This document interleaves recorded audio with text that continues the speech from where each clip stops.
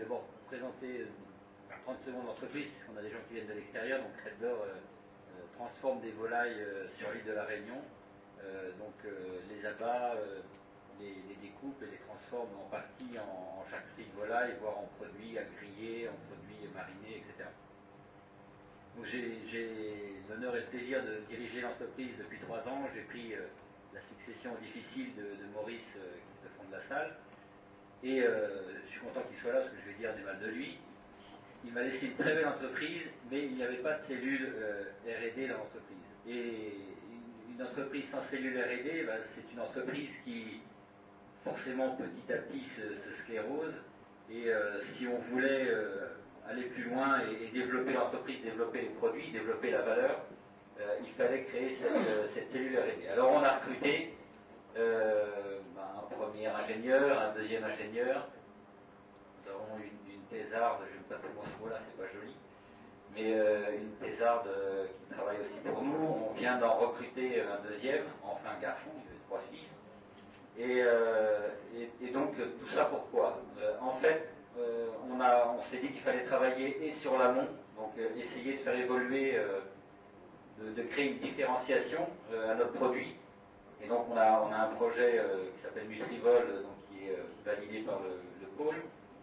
L'objectif étant d'essayer d'avoir un poulet qui apporte un plus nutritif par rapport au poulet la poussière ou au poulet brésilien ou au poulet pareil.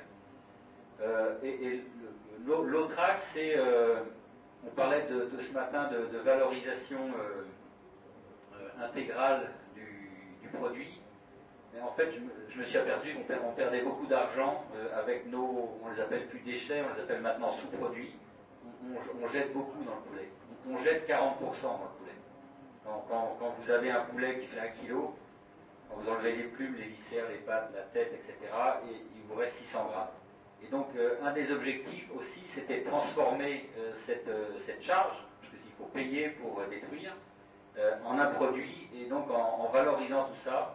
Alors, soit en valorisant ça dans de l'alimentation animale, soit en valorisant ça en énergie, soit il y a d'autres sujets que je n'évoquerai pas.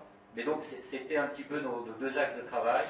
Travailler sur le produit, travailler sur la différenciation du produit, travailler sur la transformation du produit, sur l'amélioration du process, sur l'amélioration de la productivité, des rendements, et puis travailler sur comment transformer en fait 100% du poulet et que, au lieu qu'on ait des charges, que ça devienne des produits.